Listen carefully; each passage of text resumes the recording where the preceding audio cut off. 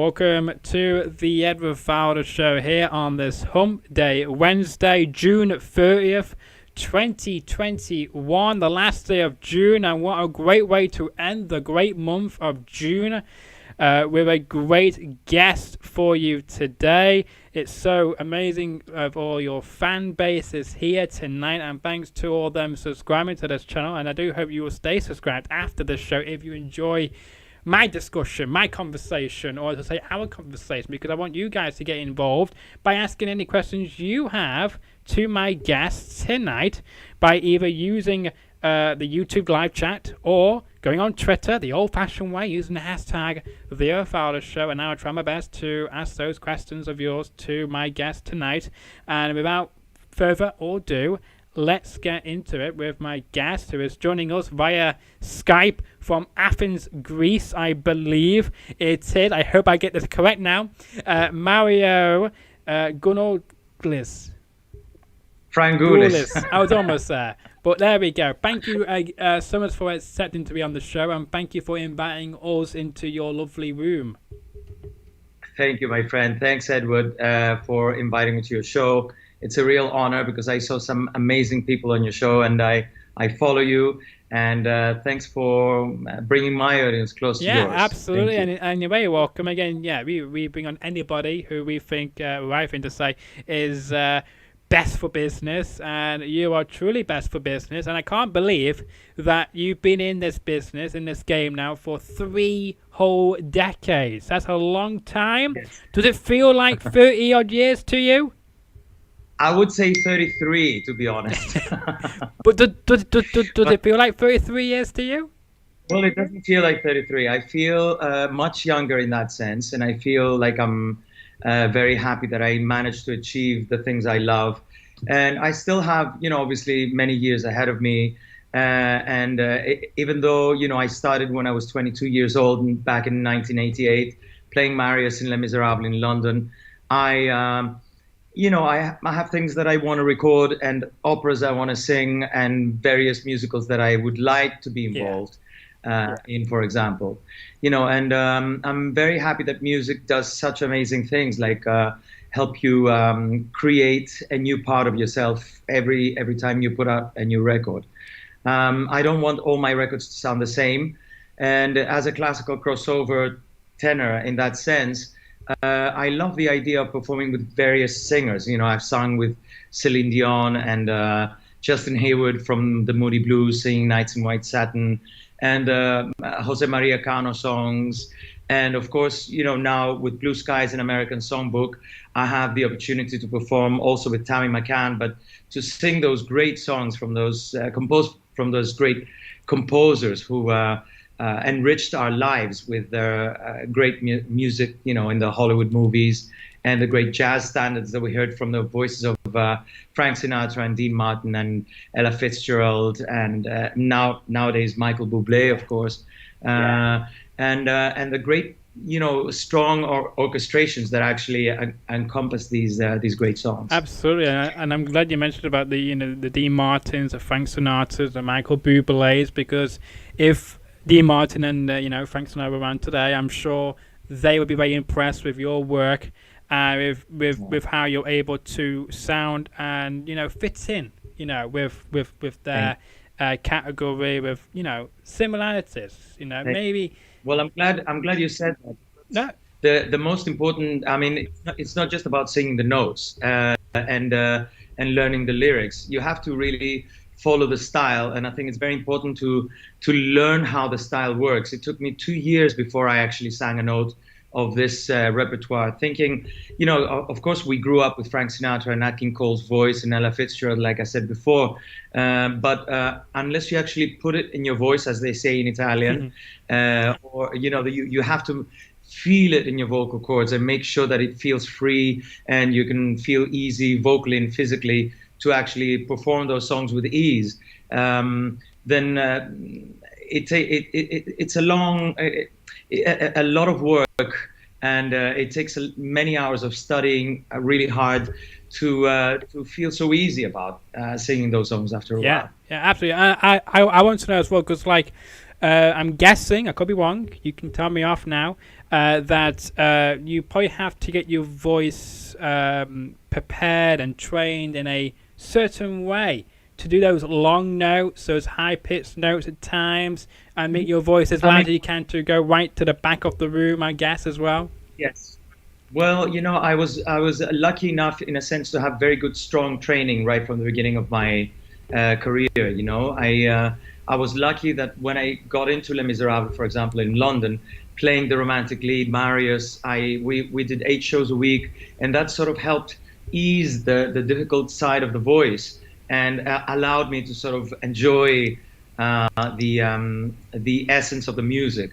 And of course, having worked with Trevor Nunn and Hal Prince in The Phantom of the Opera and Les Miserables, of course, they allowed me to ease myself into the music. So that, in a sense, was a huge amount of training. And of course, working with Alfredo Kraus and singing at the Juilliard School of Music in New York at a later stage, because I first went to the Guildhall School and then went to the Juilliard School to learn how to sing properly in that sense.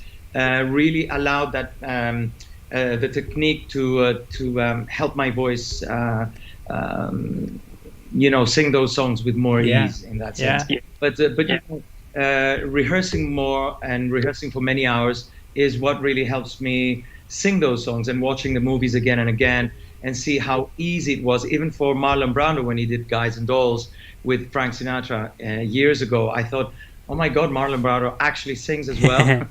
And he was very good in this role. I think he got an Oscar as well for Guys and Dolls. There you go. You go. See, not natural singers can still get an Oscar. So I can't wait until you get an Oscar or some kind of a big award to showcase your work and your passion and your work ethic over the past 33 years, as you say. And I got to say, you've not really aged in those 33 years either, I have to say.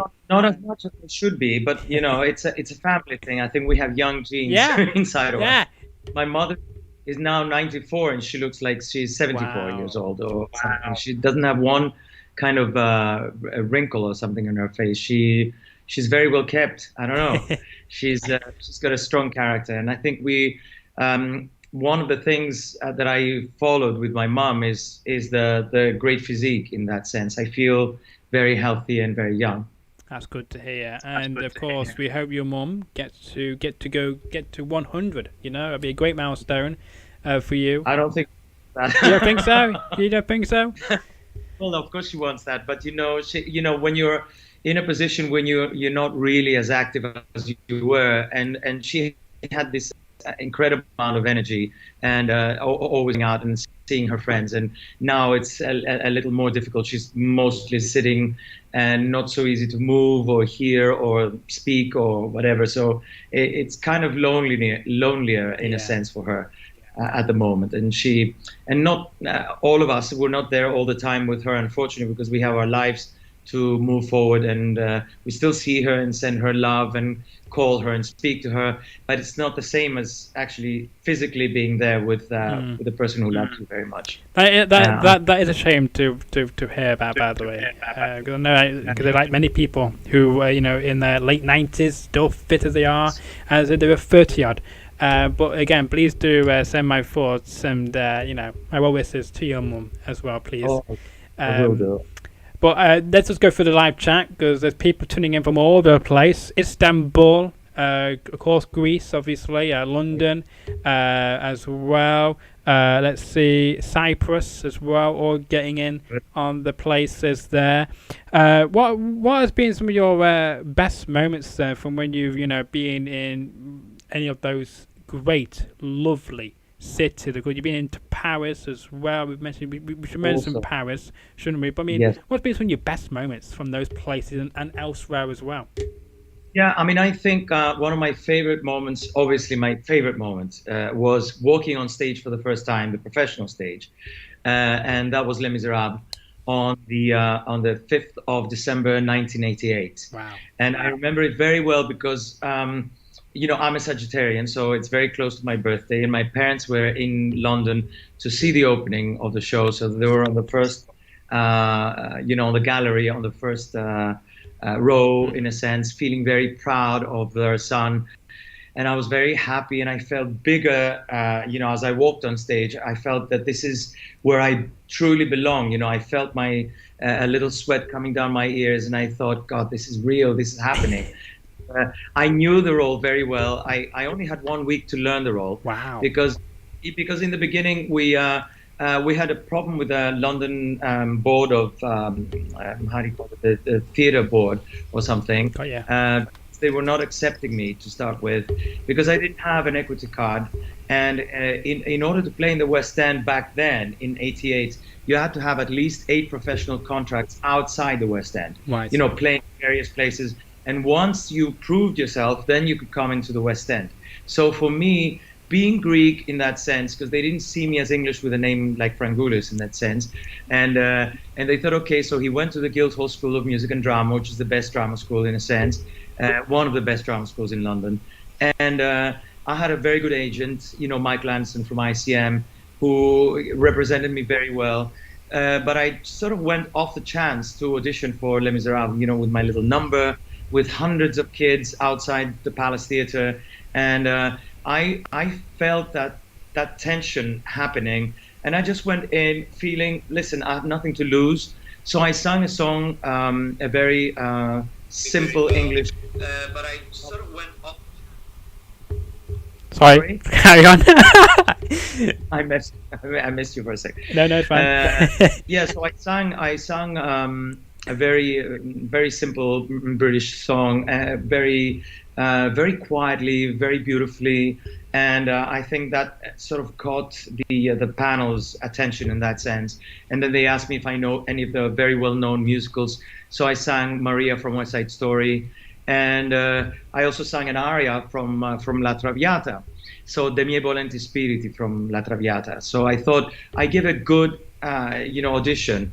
And the resident director was so impressed that he called Cameron Mackintosh at the same time, at that moment, and they asked me to come back in 3 hours to sing again for Cameron Mackintosh. So of course I went gallivanting around Leicester Square and the center of London, feeling very happy but also very scared. It's that kind of adrenaline thing happening. And I went back, and 3 hours later, Cameron was very, very impressed. And he asked me to learn Empty Chairs at Empty Tables, which is the solo song that Marius sings at the end of Act 3, I think. And I went 1 week later, and I worked with Trevor Nunn, who was the original director of Les Miserables, as you know. And I had to speak almost the words rather than sing them, because they knew I could sing. So I had to sort of prove my acting in a sense. So that whole experience, and the whole experience of rehearsing with the veterans of the British Theatre and going out there on the opening night made it such a big event in a sense for me, more than anything else I've ever done in my life. So I think that was the greatest highlight. But I do remember playing Tony in West Side Story at La Scala, because that was a huge audition as well. There were about 30,000 people who auditioned for this musical, from Germany and London and France and the United States and Canada. And, we were narrowed down from 50 Tonys to 10 Tonys to the final selection of 3 Tonys who actually played the role at La Scala. And I was very, very happy to be part of that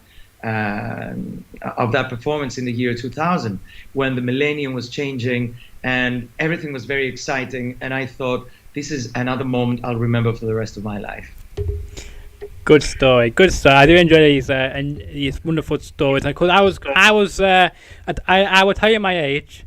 I do not remember. I was around when the millennium happened. Okay, but I do not know anything about it.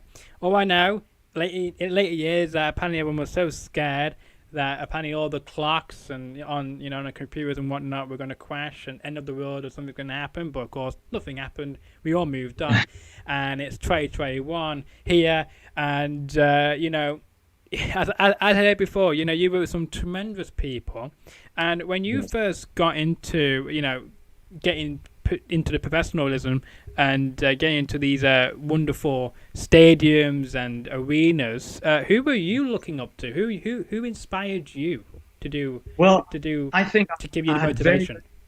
Yeah, I mean, I had very, very strong. I mean, I loved Charlie Chaplin, for example, Yeah. when I was a child growing up. Then I fell in love with Laurence Olivier and his acting, and I thought his acting was completely different to any of the old school actors in that sense. I thought he brought a modern kind of quality into his acting, so he was a role model for me, and also Marlon Brando was a role model for me when I saw A Streetcar Named Desire, of course, the Tennessee Williams play, which was actually directed by Elia Kazan, who is also Greek.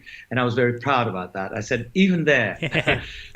But I was happy that I saw some of those great men acting on stage and being these amazing characters. And people like, Gene Kelly and Fred Astaire, of course, who was an amazing dancer.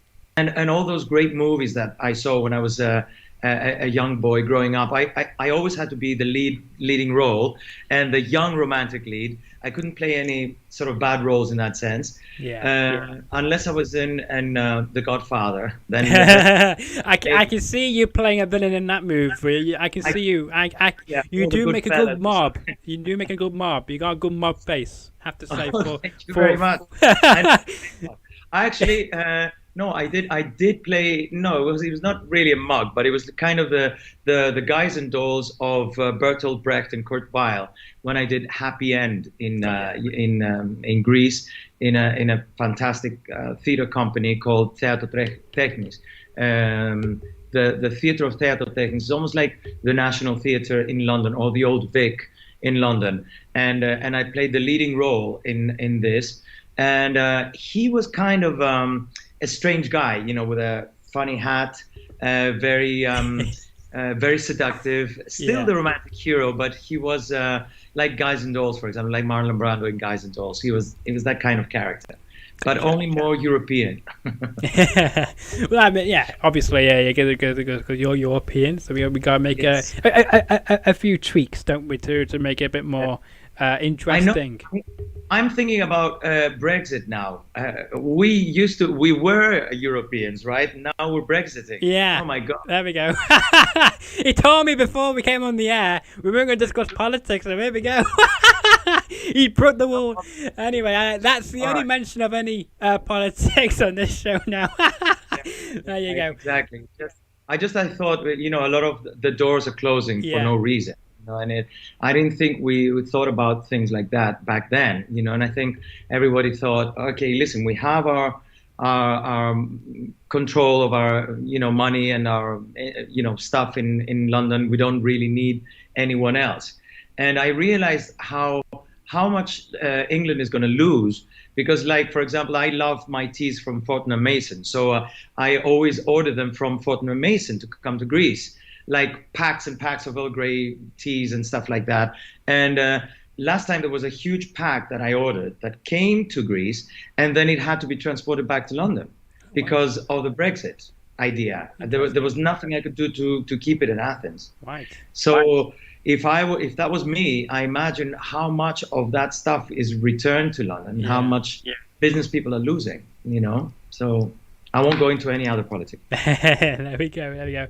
That's your opinion. Of course, you are entitled to your own opinions on this show, and you make a fair point there as well. And I'm sure there'll be people who will agree, and maybe not disagree with you. Hopefully, there is people tuning in from Russia and USA and Mexico, by the way, in the live chat. Again, if you do have any questions, comment, leave them. Let's ask this. Let's see if you got any tough questions for Mario.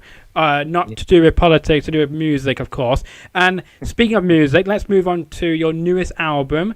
You've done so many wonderful albums over the years. What is special about your latest album? And according to the website as well, it says impacting the 16th of July 2021. Could you describe what you mean by impacting? I know you did a virtual streaming of it, I believe, back in May. Is that correct? I think it was beginning of June. Beginning of June. Okay, my mistake. It's okay. But we did 3 live streams also in Asia, the United States, and Europe. Gotcha. So which Europe also included Africa, and Asia also included Australia. All right. So it was a massive kind of streaming, and it went very, very well. And for me, this is my 21st album in a sense, on record, and I love the idea of this. This is actually the record, and for those who buy it, because I'm still an old-fashioned guy, and I still love giving those as gifts. So I didn't do too many because people said no one buys CDs anymore. They're throwing their CD players away. So Really? for those who actually don't buy these, you can always download it from every single place, like Spotlight or Amazon or YouTube or wherever you want to download it from. But I think Blue Skies is actually a great gift if you want to give it to someone. And this is the actual.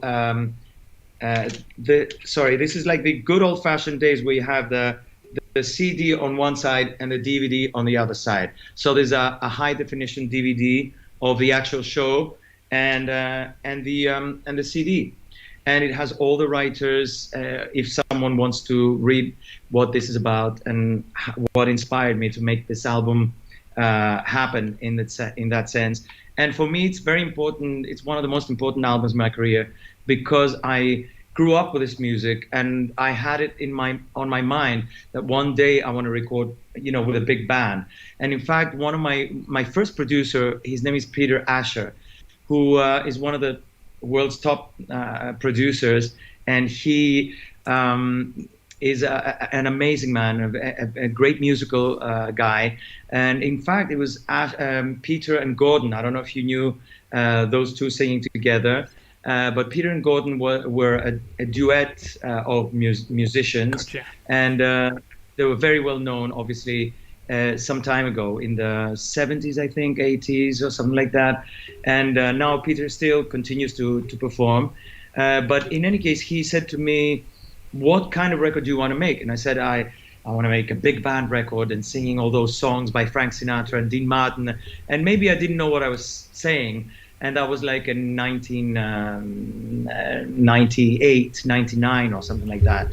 And he said, well, we can make that happen, but do you think there's anything else? And I said, well, I know my voice is a special kind of voice, and it doesn't sing pop, and it doesn't sing just opera. And I can't be a pop singer, and I can't be an opera singer at the moment, because I'm also still studying. And but I said, I know that there's this sound. And then when I heard Andrea Bocelli, of course, sing Time to Say Goodbye, I said, that's the kind of stuff I know I can kill right now. So, of course, he said that they spoke with Peter Gelb, who was the head of the Sony Classical label in New York. And immediately Peter Gelb called me and said that they want to sign me with Sony Classical in New York. So I was very, very excited. That was the other part, the musical part, in a sense, that really excited my life when Peter invited me to New York to sign with Sony Classical. And so the reason why I'm saying all this to you, Edward, is because I thought that since that was my first thought, obviously it was a dream that I had in my mind, in my heart, that's what I wanted to do at some point, And I think, as Federico Garcia Lorca said, it might be late, but it's on time. And I think right now, with the experience that I've had on stage and also singing in some very big concert halls like Madison Square Garden, like obviously Royal Albert Hall a few times, and quite a few times, performing in China and Japan and Taiwan and Africa and all over America, maybe about 300, 400 concerts in America. I felt that I was in the right position to actually sing those songs with ease without feeling that I was actually straining my voice or killing those poor musicians who wrote those songs. Absolutely. But yeah, what a fascinating story, I have to say. It's a great story, as well as your CD, by the way. And I still got a CD player. I can touch mine. I don't know if you can hear that noise, but that's mine. CD player. Got my speakers there as well. I'm not throwing mine away just yet. I'm a bit an old-fashioned. I like to have a CD as well sometimes to blast it out. So I'm sure there's many people in the YouTube chat also have a CD, and some people say Mario's new CDs are fantastic. And Stella says your voice can sing everything in the best way. Brilliant voice, golden voice, pure voice, Mario. You are unique. I agree with those comments, hence why I wanted him on the show tonight, and here we are on Hump Day Wednesday. Good question just came in. Do you think of promoting your latest CD in Turkey next year with shows and TV programs?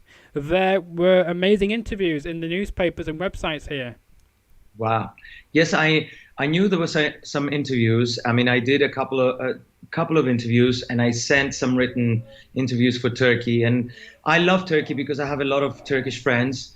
I'm not sure, again, talking about politics that I don't want to talk about. I don't agree about certain things and certain decisions that certain politicians make about Greece and Turkey. Oh, yeah. And I certainly was not in accordance to St. Sophia, in Istanbul, becoming like a mosque in that sense. It's like taking an ancient Greek theater like Epidaurus, for example, and making it into an Orthodox church. I wouldn't do that, and that's something I disagreed with, and I'm sure a lot of Turkish disagree with me as I'm saying these things right now. But I think people should respect monuments and very, very important monuments like that, because St. Sophia was Greek once. It's not Greek anymore, but it's still a monument, and that's what we have to respect. It's almost like getting the Michelangelo statue and drawing a mustache on the face of Jesus Christ Superstar. It would be Jesus Christ Superstar. Jesus Christ. It would not be. It would not be right. It would almost be like kind of catastrophic for the actual piece of art. But like I said, I love Turkey, and I have some of my best friends are in Turkey in various areas, and I enjoy going back to Turkey to perform. I've done more than 20 concerts now there, also in Istanbul and in Ankara and Spendos and Bodrum and Izmir and Ephesus, of course, and so many different places, and I enjoy performing in Turkey. So hopefully, if you invite me, I heard that there is an amazing big band in Istanbul that is great. Maybe to perform Blue Skies together. There we go. That'll be a very interesting, very exciting collaboration if that happens. Yes. And I hope it be streamed somewhere for people when will see this first time ever collaboration. There is another question coming in. These questions coming in fast and quick, so if I do miss it, repaste it or tweet me at it on Twitter using the hashtag the Fowler Show so I don't miss it. Erin Watson, who lives in the US, he says, when will you travel to the US? My 85-year-old mother-in-law loves you and would like to see you again. Wow. Well, I think last time we performed was, I don't know if it was Los Angeles, but we did we did 2 concerts, because we played in New York at Jazz at Lincoln Center, and then we played in Los Angeles, and then we traveled to Australia for some concerts there, and then back to Europe for some more concerts. But New York is a favorite place of mine, and I travel there all the time, also to work, but also to perform. And I hope that sometime soon I'll come back to New York. I mean, it's not going to be this year because, until the whole COVID situation is solved and everyone feels safe, then we can actually do it. But if we play to theaters of 50% capacity in that sense, then it's not worth getting musicians from Greece or even from the United States, from various places in the United States, to come to New York and live in New York, and it's very costly, unfortunately. Yeah, I agree. I agree with you there. It doesn't make sense, does it? And I do feel sorry for the the theaters and the nightlife and the entertainment world, really, because they can't really perform in front of this sellout crowd. And I do hope that does return. I know in some parts in America that has returned now, so things are starting to get back to normal in that aspect in that country, but not over here in the UK just yet. Yeah, I hear Broadway's opening up very soon, and I don't know if London has opened, but I heard that Phantom might be opening soon these days. And Yeah. I don't know if Cinderella has opened, the Lloyd Webber's new show, but I admire Lloyd Webber because I've known him for many years, and he really liked my performance as Raoul in Phantom in 1991. I remember he wrote a really good crit to Cameron McIntosh at the time, saying that, Mario is one of the best Raouls I've ever seen, and Oh, that's he's good. a real gem and a real, great addition to Phantom of the Opera. And so for me, for Andrew Lloyd Webber to say that, was great. And also, I've been watching him and how he speaks about the media and how upset he is that for 2 years, the whole of the West End has been closed, and the fact that still a lot of people have to be paid, and they have to be, obviously, paid by the government as well. And people have to still remember, they have to still rehearse, to go back into the shows, to do the shows again. And he made a statement, in fact, about Cinderella. He said, if we don't have 100% of the seats, that's it, I'm quitting. Yeah. Or something like that, that he will have a very big fight with the government, or those people who are responsible for making that happen. I mean, they could make it very strict for those who want to go and see the show. Like if you haven't had your vaccinations, then you can't go and see the show, or something like that. I know there are a lot of people who actually are against having the vaccinations, and I'm not sure why they are afraid of having the vaccinations, because they will be open for this to readjust itself and find another way to attack in the near future if they don't get vaccinated now. So I don't know. In Greece, we are all very focused on making sure that everyone's vaccinated as soon as possible. And in fact, I'm lucky because this summer we are managing to perform about 6 or 8 concerts in the open air. Oh, good. Because the closed theaters are still closed in a sense, and it doesn't make sense to play with 50% capacity in a small theater. Yeah. Let's say if the theater only fits 800 people, you can't have 400 people because you can't pay for the company or the expenses of the actual show. So I hope everyone gets vaccinated. Please get vaccinated and help us continue with our shows. Yeah, absolutely. Let's see what other people are saying here. So I'm just reading some comments.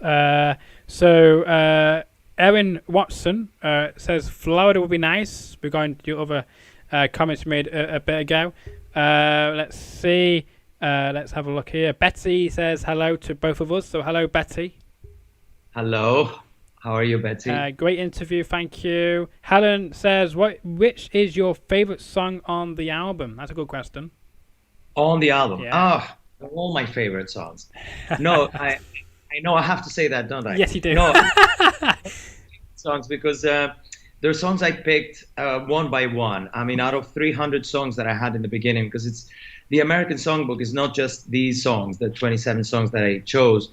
They are hundreds, maybe thousands of songs, because they have given so much pleasure to people, and they have enriched those great Hollywood movies that became musicals, like Guys and Dolls, like Company, like West Side Story, like The Phantom, like Les Miserables again, in the latest years, and all the old movies that you saw, with Barbra Streisand and Bette Midler and and all the greats of the past, like Judy Garland.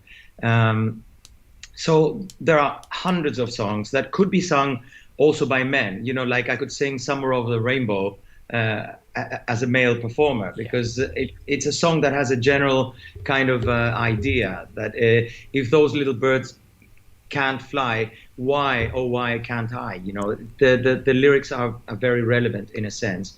And I think, I love Cole Porter very much, because I played, I also did, I sang in the movie, which was made to actually, it was the life of Cole Porter, with Kevin Kline and Ashley Judd singing, and I played a cameo role where I sang So in Love with Lara Fabian, and that was from Kiss Me Kate. So Cole Porter suddenly became, well, he was always one of my favorite composers. But So in Love has a very special meaning in my career because I managed to perform in a film and I was wearing the Shakespearean costume.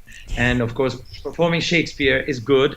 And it was my dream, you know, when I was in drama school, I wanted to be a Shakespearean actor. I wanted to play Edward in The King and I, not The King and I, King Lear. And I wanted to play Hamlet, for example. Yeah. Because I had an idea about Hamlet, about one person performing all the roles, because you can't really have all the roles in one place at the same time. That's very true. You know what I mean? So you don't know if all of that, of what's happening with Hamlet, for example, is all in his mind, or he's going crazy, or it's actually happening. This is the interesting thing about Shakespeare. He gives you so many different options. But I think Matt the Knife is one of my favorite songs, because I've sung a lot of Bertolt Brecht and Kurt Weill. And I love Blue Skies very much because for some reason, this song as well, Blue Skies, blue skies singing a song, nothing but blue skies all day long, is something I feel when I'm in Athens, when I'm in Greece, because it's always blue skies in Greece, you know? And it's sort of a song that is very close to my heart in that sense. And I always wanted to sing this song on a live situation, and I managed to sing this on this album. And also I love We Kiss in a Shadow, because I performed Lunta in London in The King and I. And I was very, very happy because I got amazing reviews from Daily Mail and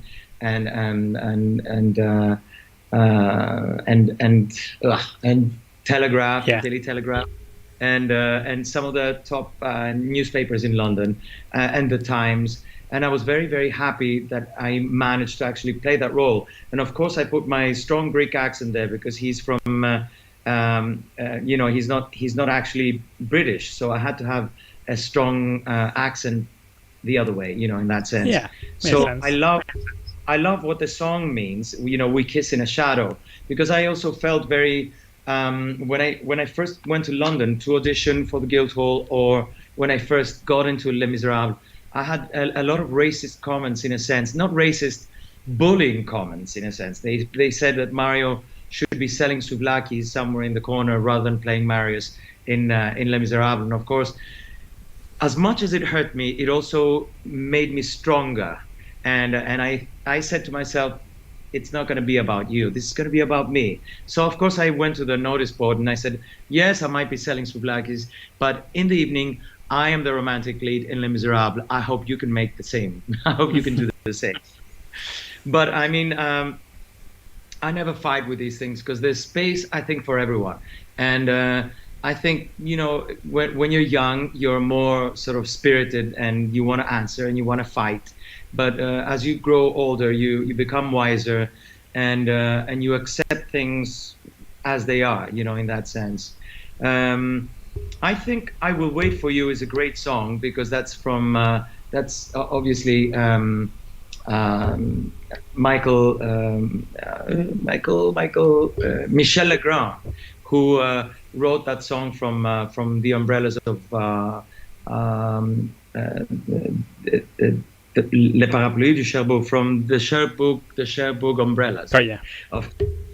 And so I love his music, obviously. You know, Yentl is one of my favorite movies with Barbara Streisand. And I think he has a poetic way of expressing his music. And he writes amazing lyrics. And I think, you know, this is one of the reasons why I love the American Songbook, because it's not just great music and exciting, you know, film music. It's also very poetic and very romantic. And also there is a reason for writing a song. You know, sometimes there's a political reason. Sometimes there is a racial reason. Like Billie Holiday when she sang, what was that song called?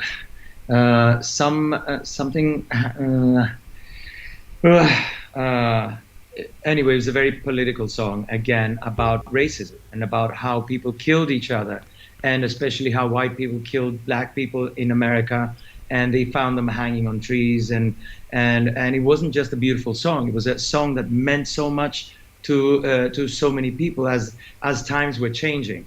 You know, 50 years ago, you had the people walking on the white side of the street, the colored, and the other side was the, you know, the colored side of the street, let's say, and that should not be happening in 2021. You know, going to 2022, it's a real mistake. I think we should embrace all cultures and live together.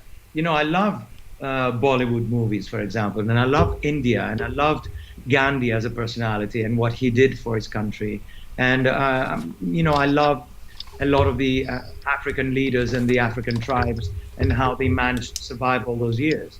I am not again. I'm not. I mean, I'm with culture and with making the positive changes and progress and modern way of thinking.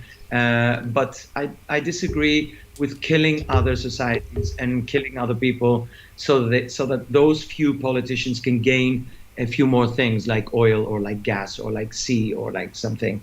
It's just unbelievable to me. I don't know why wars happen.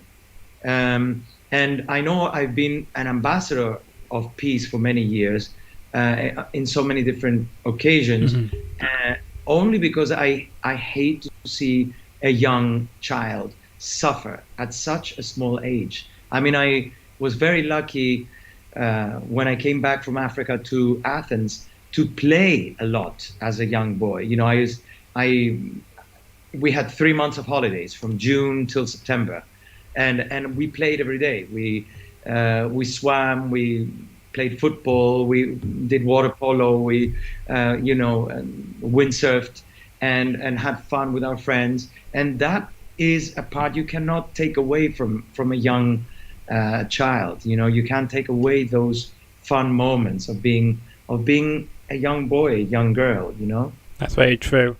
And you know, we thank you as well for being an ambassador to try and bring peace to the world and to try and to look out for the future generations. You know, to make sure that they do have a childhood like the rest of us appreciate and take for granted, you know, kind of thing as well.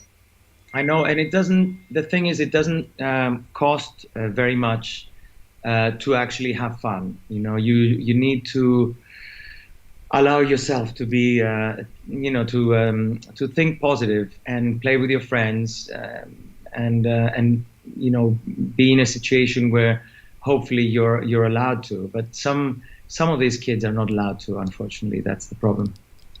Yeah, absolutely. As I say, Stella says, can you read my question above?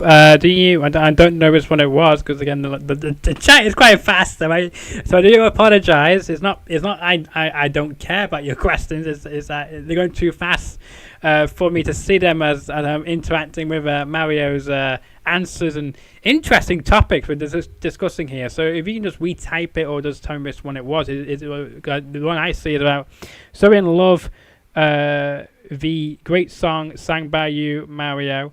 Serpa says, Helen, I am in Finland. So someone from Finland's watching as well. No.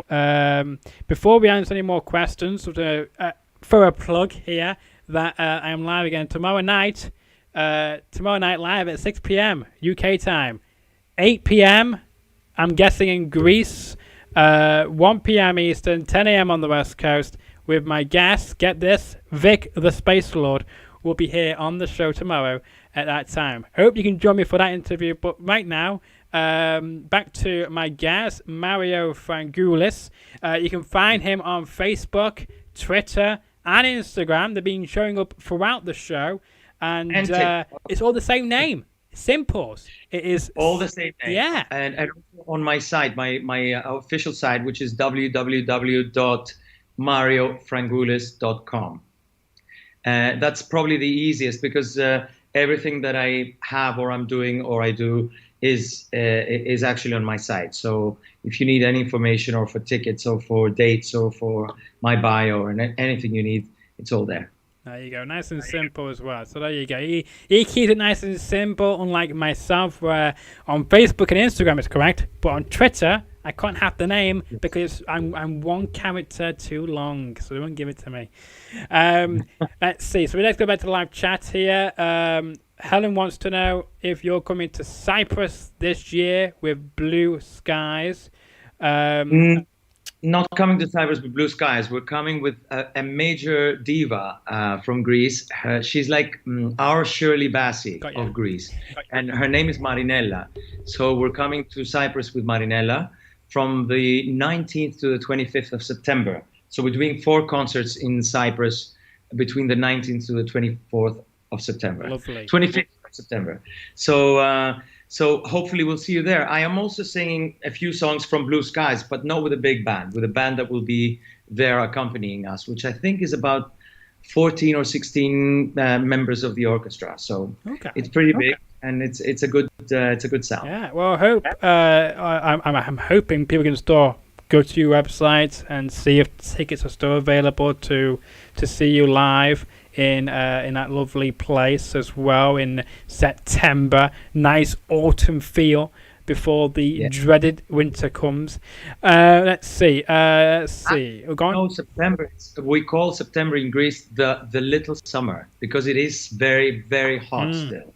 But it's not as hot as it is now in July. Like today, we were killing ourselves. It was like 43 degrees centigrade. It was like very, very hot. And of course, I'm in the house with the air condition, and it's still hot. So I haven't moved from the house all day. I just and I'm speaking to you, Edward. Yeah, well, we appreciate you as well for sitting through the hot air to speak to us live tonight. November 7 Rose has wrote this. Should an opportunity present itself, would you consider playing at a musical again? All my best wishes from Greece. Who is that? A person on YouTube called November 7 Rose. November 7. Yeah. Okay. Yeah. So, well, of course I would consider playing in a musical, but I think November, December, I'm still performing at the Christmas Theatre. I will be performing from the 12th of October until the end of December. Gotcha. So, and that's like 2 or 3 shows a week. So I'm not sure, anyone like Cameron McIntosh would offer me a role in London if I couldn't do 8 shows a week. It would have from January 2 onwards. Okay, so I did see that question, yes. I didn't know how to pronounce the place you were saying, so I'm going to have to spell this out to you because you can give the proper pronunciation. So Stella's question is, if Mario will come to the following... THESSALONKI. Thessaloniki. Yeah. Thessaloniki. Okay, so that's for a great concert with the Amazing Blue Skies. If I was coming to Thessaloniki with the Amazing Blue Skies, well, we can travel from Athens to Thessaloniki with my big band orchestra and perform it there. But I also hear that Thessaloniki has a very good orchestra. I played with the symphony orchestra and the Philharmonic Orchestra in Thessaloniki. So I am sure that would actually cover our needs for Blue Skies. I would still have to bring my own conductor from Athens, but invite me and I'll be there. I know you have the Megaro of Thessaloniki, which is a great size. It's 2,000, so it's not... well, it's actually less than 2,000. It's 1,500 seats. Okay. So it's not as big, but it's good. We could do two evenings, in Thessaloniki, and I'd be very happy to come and visit and sing Blue Skies there. Yeah, absolutely. And people want to know as well now, when can this happen? Well, it can't be in the winter, this winter. It would be after January, February of 22, maybe February, because I'm also performing at the Megaron of Athens, I think the 12th, 13th, and 14th of February. Okay. So I have to say sorry to Cameron McIntosh again, because I'll still be performing there.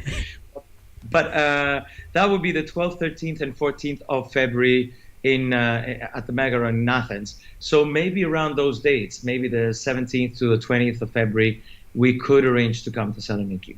There you go. Hope that answers your question there. And you're very welcome, Helen and Maria, and of course Diane as well, saying thank you. I've just got some quick questions for you as well. What do you want to achieve then over the next few months?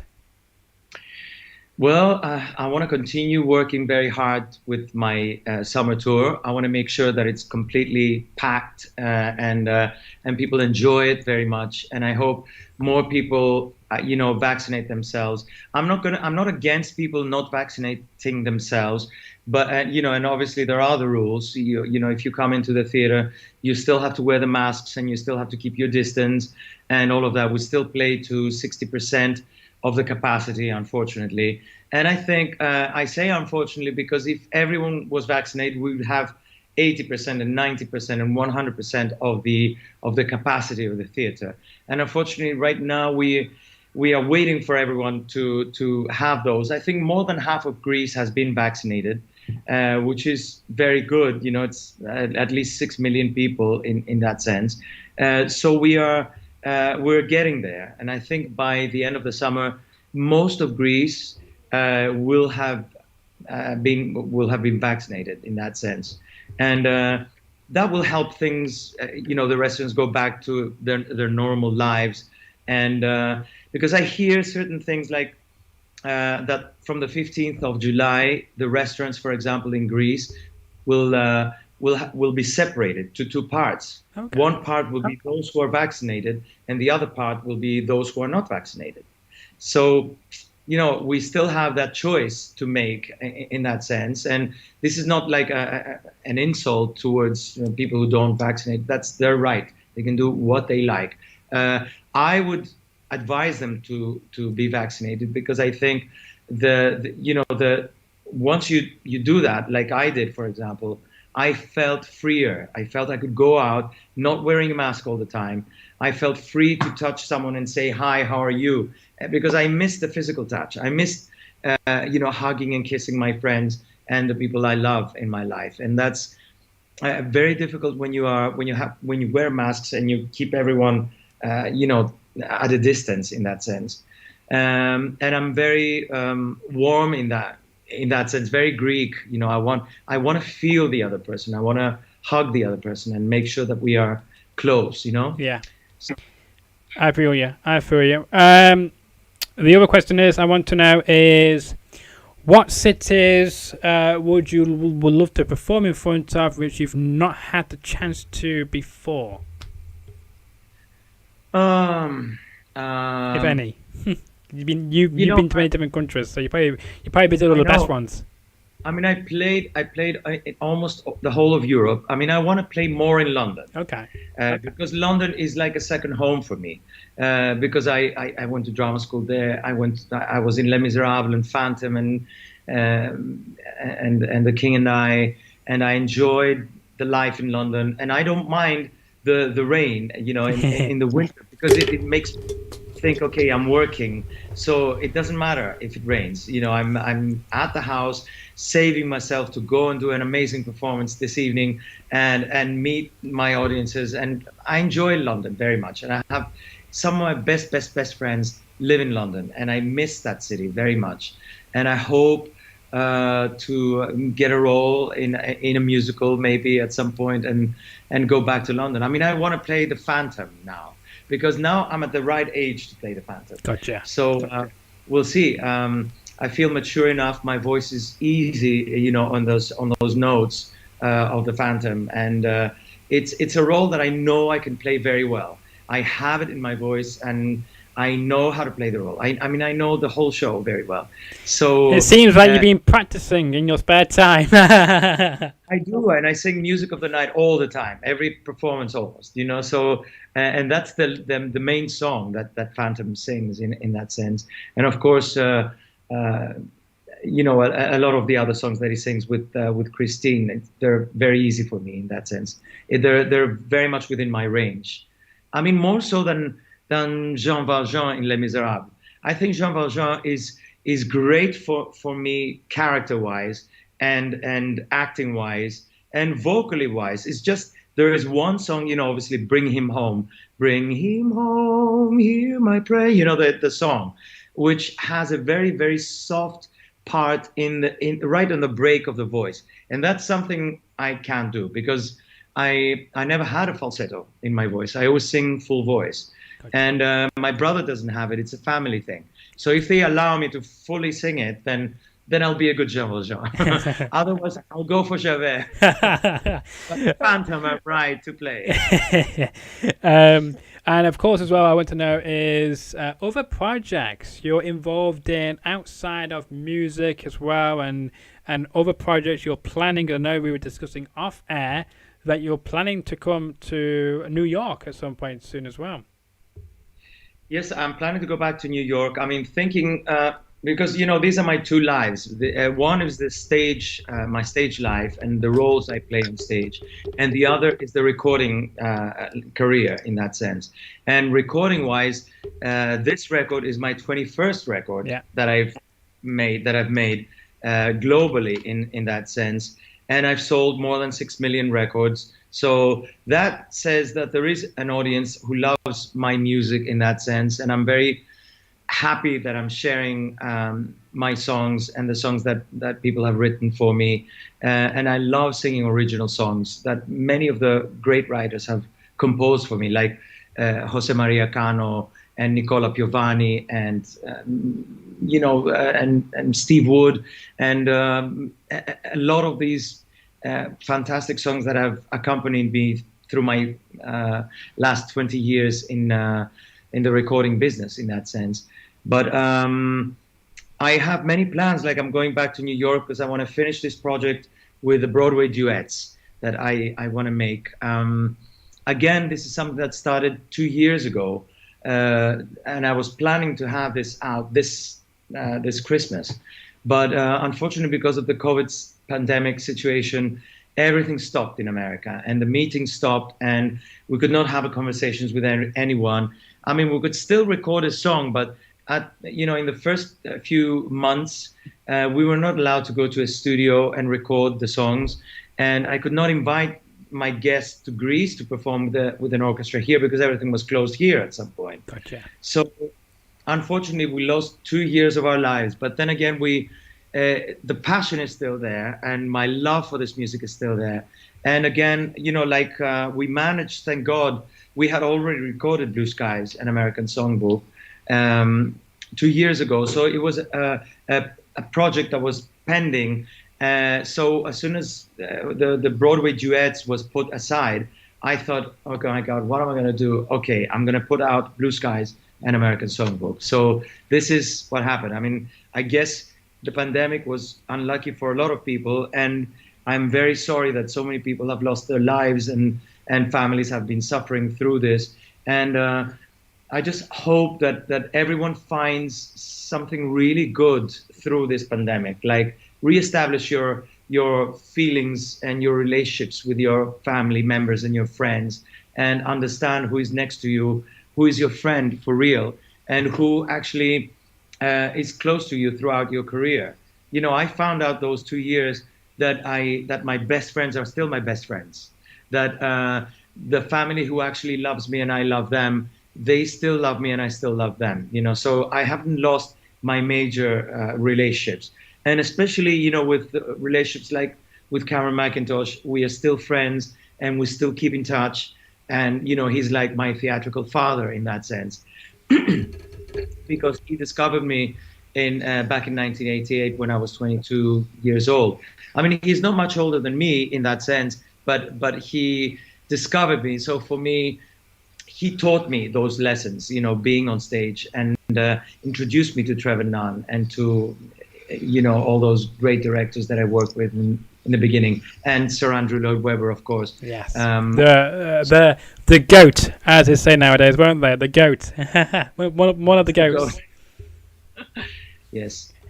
So I'm very, very happy that at least my mind didn't stop working, and I managed to quieten down a bit, and I studied a lot more, and I continued my singing lessons, because going to my singing teacher, I always had a rapid test, making sure we wear the masks, but not during the lesson because we kept our distance. He was at the piano and I was, standing away from him. But I managed to study some more and learn some more. And then when my time came for the vaccinations, I was there first on the line, making sure that I have them. And right now I feel much stronger, much healthier, and ready to move towards the future. Yeah. No, can't blame you for that.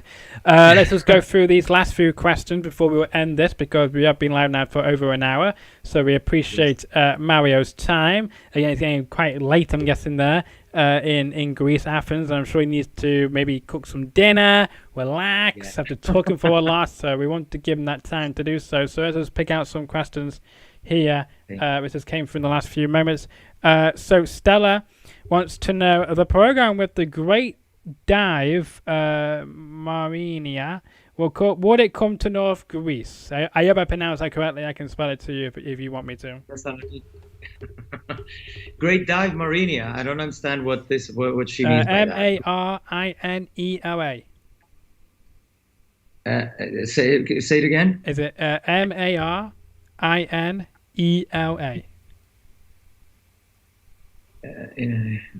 I'm not sure what she means, but anyway, say hi to Stella, and thank you, Stella, for your love and your great questions. Let's have a look. How about I do this? If I can do this, let's have a look.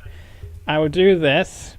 Never been done before, because we are very important about people's trust, and so I hope this will work. I don't know how this will work, but let's do that. So you should get a question to pop on your screen there. That's the question. The great diva Marinella. Okay, the singer. Okay, so what was the question? Sorry. The question was, hang on, I've lost it. Bear with me. Oh, it says my question. That's right. Oh, there you are. The program with the great dive. Will it come to North Greece? Yeah, she meant with a great diva, Marinella. Okay, there you go. Whether I was coming to, of course it's coming. We're coming to Theatre Gis, and probably we're performing 2 shows. But at the moment, we can say 1 show. I think it's on the 13th of September. So 13th and 14th are the 2 dates that we're discussing. But I think 13th is a definite one at Theatre Gis. But we have not announced that yet. So Stella, don't say a word yet. You heard it first. As I say, we rehearsed the whole of August. We're rehearsing with Marinella just to make sure that everything's done in the proper way, because she's, like I said, she's our Shirley Bassey, and she needs very special care. She's a lovely lady, and she's got a great sense of humor and a beautiful voice. She's like, I think she's about 82 years old now, and she still sings beautifully. I love her heart and her soul and what she's given to Greek music, and not only Greece, but globally, what she's given. She carried Greece in her heart to Australia, to America, to, the whole world. And we owe her so much as Greek people. And it's a huge honor and a pleasure to work with her. And I love the idea that she wants to have some more singing lessons now, and find ways that we can cross together in a fine repertoire that we can sing on stage for our audiences, and many songs that are actually great surprises for the audience. They won't expect those songs, but I'm very happy that we'll sing them together. Absolutely, we can't wait for that to happen. GY Blue 1941, Gina here. Thank you for this interview. You're very welcome, Mario. Thank you. I'm loving the CD, and will always want to hold your CDs in my hand and not just the download. Keep bringing you, Gina. I promise you. You see, I don't know, Edward, if you agree with printing. I think you should print for those who love you very much, because I think a lot of my audiences love to have, are collectors. Like, I am a collector. I still go to wherever I can find CDs, like in Los Angeles, for example, or various stores in London or in Paris and New York, wherever I can go and find CDs. I actually go and buy them and collect them. I have maybe 6,000 records and maybe about 4,000 CDs of various operas and various styles of music that I enjoy. From great rock groups like the Scorpions and obviously the Beatles. I think I have everything that the Beatles have ever recorded.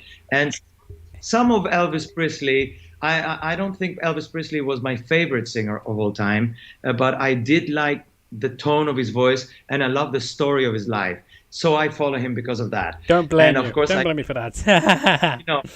But I think my favorites are more, Frank Sinatra and Nat King Cole and Ella Fitzgerald. Ella Fitzgerald really fills my heart with joy every time I hear her. So I always enjoy singing those songs and listening to them. Yeah, absolutely. I agree with you there. My- Alina Leon says, "Dear Mario, you are very loved and welcomed in Russia." And my last question to you before we wrap this up is, who would you help me, maybe, to get me in contact with to come on this show after yourself here on this very show? We'd love to hear your thoughts about who I should contact or help me to get in contact with somebody from who you know. From who I know. Yeah, from your fabulous contact list. Well, you can have anyone that I've worked with. You can have, I would actually love you to have, who I sang Nights in White Satin with, I completely forget his name. Justin Hayward. Okay, Justin Hayward. From the you mentioned earlier on the show, yeah. From the Blues, because he's a legend, this guy, and he's a very good friend of mine. And, and he would very much love to speak with you, Edward. Good. And he really knows his music. He knows how he created those songs. They still sing globally. He still fills the Roll of It Hall, and wherever he played in America. The last time I saw him actually was in Australia when I was performing there. He was also performing in another theater where it was completely packed. And he's a gentle soul. He's one of those great men in music. Also, of course, Lara Fabian. Lara Fabian is a superstar, global superstar, and I'll get you in touch with her as well. And maybe Tina Arena from Australia, who sang who sang the title song on Zorro, the movie. Wow. With Antonio Banderas. She sang, can't remember the name of the song, but it went like da da da da da. Oh yeah, I've heard that one now. Yeah, I never. As soon as you said, saw you singing it, I remember. I have heard it, but definitely. You know what I'm saying? I do. I appreciate those great suggestions, by the way. And before we do wrap this up, is there anything you will want to say to your fans or any new viewers who may never even heard of you until this evening? I don't know. I just want to say that, of course, I love my Greek music because I'm Greek, and I love Manos Hatzidakis and Mikis Theodorakis and the younger composers as well, like Stefanos Korkolis and Themis Karamuratidis, and a lot of the great composers that have given us so much in this during for so many years. And I sing, of course, Greek songs everywhere I travel in the world, from China to Japan, from Australia to everywhere in Europe and America. But I also am very, very attracted to great musicians in England, for example, like Adele. I think Adele is amazing. And my favorite singer, I guess, was Freddie Mercury, whose voice and the lyrics that he wrote and the music that he spoke, the music that he composed was amazing. And just to think that he was from India, and when they came to London, he didn't speak a word of English. And then suddenly he became a legend singing in English. And I think that's an amazing amount of effort and time and dedication that someone puts on their music, and I appreciate the films that are out there. Let's say, I can't remember the name of it, but it was, the life story of Elton John and how much he suffered in his life and how much he made that into music, and he's still around, he still sings, and he's helped a lot of young people create their dreams and push make their dreams come true, in that sense. So I'm a great listener and a great lover of different cultures from across the world. And like in Turkey, for example, I love Zulfur Livaneli, who is one of my favorite composers. He's like the Mikis Theodorakis for me, a gentleman who cares about peace and cares about the love between Turkey and Greece, for example. I care about peace. I'd love us to live in a more peaceful situation and never fight, and for these young people to find homes, and for us to continue thinking beautiful music, and to never lose our romance and our stability as human beings, and to always be there for our friends and our family and those we care about. You know, I'm a peaceful guy. I'm the boy next door that I hope you can always rely on me and call me and speak with me. Okay, and I hope to be able to do that with my music. Absolutely, and I do hope as well that you will come back on this show again. I do hope you enjoyed our conversation, and of course, by our I mean my questions and the fans of you, and maybe even new fans who have maybe never heard of you before until tonight. It's been a pleasure. We do hope you enjoy the rest of your evening, and we can't wait to see what happens next with you. You can follow Mario on all his social media, Facebook, Twitter, and Instagram, and also is on YouTube, Apple Music, Spotify, YouTube, Amazon, Google, anywhere where you can listen to music. And you can also do the old-fashioned way, where you can also buy his CDs as well. But it's been a pleasure, Mario. Have a good evening. Thank you, my friend. Thank you, Edward. And thank you to all the fans who are here listening to me and asking me those amazing questions. Thank you from my heart. Thank you. And bye for now, Mario. Take care. You too. So that was Mario here on the Edward Fowler Show. We hope you enjoyed that episode. And don't forget, though, tomorrow night I'm back live again with a former WWE wrestler, Vic the Space Lord, at the same, well, not at the same time, July 1st, 6 p.m. UK time, 1 p.m. Eastern, 10 a.m. on the West Coast. And you never know who of those great suggestions Mario gave may appear on this show. So if you want to keep up with all the latest about who is coming on the show next, then I beg you to follow me on my social medias across the bottom of the screen. You can see Facebook, the Edward Fowler Show, Twitter _ Edward Fowler _, and of course on Instagram, Edward Fowler Show. And I do hope, to all of Mario fans, I do hope you enjoyed this conversation. I hope you enjoyed my questions, and I hope you enjoyed the questions you asked Mario, and I hope there were some of the answers you were looking for. I also do apologize if your questions weren't asked this evening, because the live chat was going quite fast, or I may have missed it. So I do apologize. It's nothing. Don't worry, I'm not saying that I'm disliking any of you people. I'm just saying that I missed it. So I do apologize.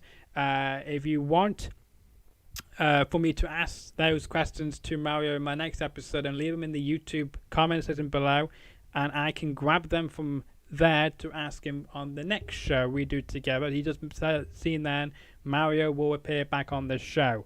So there you go. I do hope you enjoyed the episode. If you have, leave a like, share the video around to all your friends, tell them all about Mario, tell them all about his projects, tell them where he's going to be going as well. Plus, make sure to subscribe if you're new out here. Support the channel, support who we are on the show. And without your support, without your subscribing and your views and your likes and your shares, we can get on greater and bigger and surprises, which you never thought would ever come on this show. So thank you all so much. Enjoy the rest of your Hump Day Wednesday, and I hope to see you all in July on this channel. Good night from now.